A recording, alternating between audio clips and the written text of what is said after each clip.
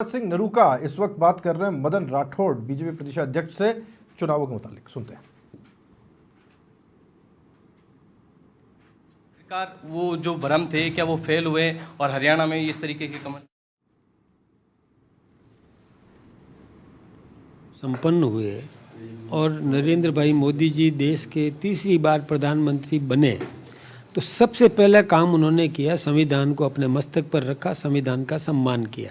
तो एक भ्रम तो कांग्रेस का यहाँ टूट गया। जनता ने मान लिया कि कांग्रेस झूठ फैला रही थी कि ये संविधान को समाप्त कर देंगे और मोदी जी है कि प्रधानमंत्री बनते ही संविधान का सम्मान कर रहे हैं। एक भ्रम तोड़ा।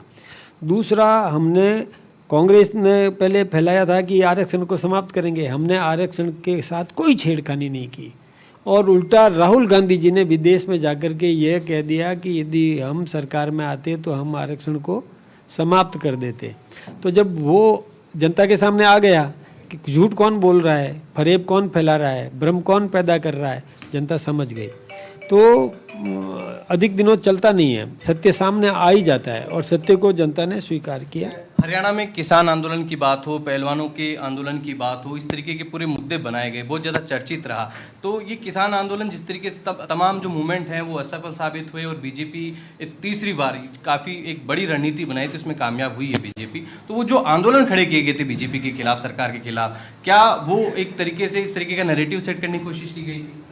देखिए, किसान बिल जो आया था, कृषि बिल, वो किसान के हित को ध्यान में रख कर के बनाया गया था, लेकिन कांग्रेस ने ये भ्रम फैला दिया कि ये तो हमारे खिलाफ में है।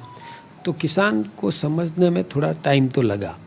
अब किसान वो भी समझ गया कि ये तो किसान के हित में था, तो वो भ्रम भी दूर हो गया। दूसरा, पहलवानों के लिए भी, पहलवान हमारे देश की प्रतिष्ठा बढ़ाने के लिए, देश का सम्मान बनाने के लिए काम करे, पहलवानी करे, अपनी प्रतिभा को निखारे और ऊंचा करे, लेकिन वो राजनेताओं के चक्कर में नहीं आए। ये जरूर ध्यान में रखने की ज़रूरत है और कठपुतली नहीं बने किसी नेता की। राठौड़ साहब, जम्मू में पिछली बार से सीटें बढ़ी है, घाटी में नहीं बढ़ी, लेकिन उसको किस उपलब्धि के तौर पर आप देखते हैं? क्योंकि वोटिंग प्रतिशत बढ़ा है, लोगों ने रुझान वोटों को लेकर। देखिए, जम्मू और कश्मीर में, जम्मू में तो हमारी बहुत अच्छी स्थिति बनी है और कश्मीर में जो थोड़ी बहुत रही है कमजोरी, वो भी एक कांग्रेस ने जो तुष्टीकरण फैलाया, एनसीपी ने, नेशनल कॉन्फ्रेंस ने, उसने भी और भ्रम पैदा किया और भावनाएं भड़काई एक वर्ग विशेष की। थोड़ा नुकसान हमको वहाँ हुआ है, लेकिन हम इससे खुश हैं क्योंकि वहाँ पर वर्षों बाद चुनाव हुए, कई वर्षों बाद चुनाव हुए हैं और लोगों के ऐतराज़ के बावजूद भी जनता ने वोट किया। तो पत्थरबाज गायब हो गए, ये भी अच्छी बात है। चुनाव हो, चुनाव में हार जीत होती रहती है, हमें उससे परवाह नहीं। जनादेश को हम स्वीकार करते हैं। सवाल है कि राजस्थान में 7 सीटों पर उपचुनाव होंगे, इस पर भी इफेक्ट देखने को मिलेगा हरियाणा चुनाव का? देखिए, हमारा कार्यकर्ता तो उत्साहित है और जनता हम पर विश्वास कर रही है और भजन लाल जी भी बहुत अच्छा काम कर रहे हैं।